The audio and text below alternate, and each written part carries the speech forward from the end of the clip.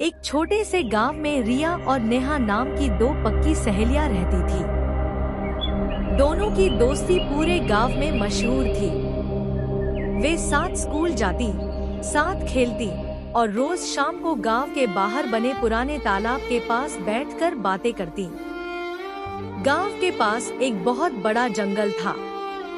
उस जंगल के बारे में गांव के लोग कहते थे कि वहां रात के समय अजीब रोशनी दिखाई देती है और कभी-कभी किसी के हंसने की आवाज भी सुनाई देती है। गांव के बुजुर्ग हमेशा बच्चों को जंगल से दूर रहने की सलाह देते थे।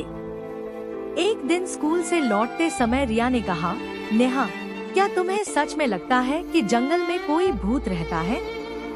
नेहा हंसते हुए बोली, मुझे तो नहीं लगता। शायद लोग डराने के लिए ऐसी बातें बनाते हैं। रिया ने कहा, लेकिन कल रात मैंने अपने घर की खिड़की से जंगल की तरफ नीली रोशनी देखी थी। दोनों कुछ देर चुप रहीं। फिर नेहा बोली, अगर हम दिन में जंगल के पास तक जाए तो हम पता लगा सकते हैं कि वह रोशनी कहां से आती है। रिया थोड़ी डर गई, लेकिन अपनी सहेली के साथ जाने के लिए तैयार हो गई। जंगल के अंदर पेड़ बहुत घने थे। चारों तरफ पक्षियों की आवाजें आ रही थी। रिया बोली, हमें वापस चलना चाहिए। नेहा ने कहा, बस थोड़ा आगे देखते हैं।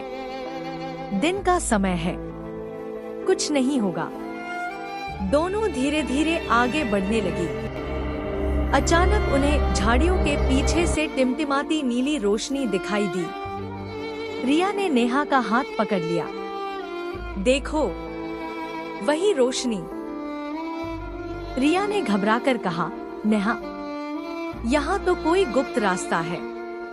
नेहा ने कहा, शायद जंगल का असली रहस्य यही है। रानी से पूछा, तो क्या यह कोई जादुई जंगल है? तभी गुफा में एक धीमी आवाज गूंजी, जादू नहीं, प्रकृति की ताकत।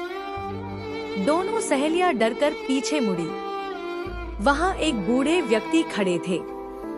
उन्होंने मुस्कुराकर कहा, डरो मत, मेरा नाम हरिदास है। मैं इस जंगल की देखभाल करता हूँ। नेहा ने पूछा, लेकिन रात में जो नीली रोशनी दिखाई देती है वह क्या है? हरिदास ने उन्हें गुफा के दूसरे हिस्से में ले जाकर दिखाया। वहाँ छोटे छोटे चमकीले पत्थर रखे थे, जिन पर पानी की बूंदें पड़ते ही नीली रोशनी जैसी चमक दिखाई देती थी। हरिदास बोले, लोगों ने इसे भूत की रोशनी समझ लिया। असल में यह प्राकृतिक रोशनी है।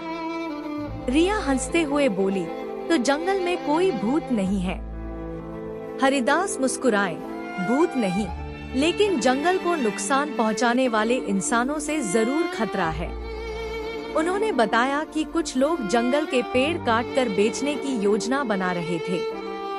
अगर ऐसा हुआ तो गांव का तालाब सूख सकता था और जानवरों का घर भी खत्म हो जाता। रिया और नेहा ने तय किया कि वे गांव वालों को सब कुछ बताएंगी। रिया ने कहा, नेहा, सोचो, अगर हम उस दिन जंगल में नहीं जाते तो हमें यह रहस्य कभी पता नहीं चलता।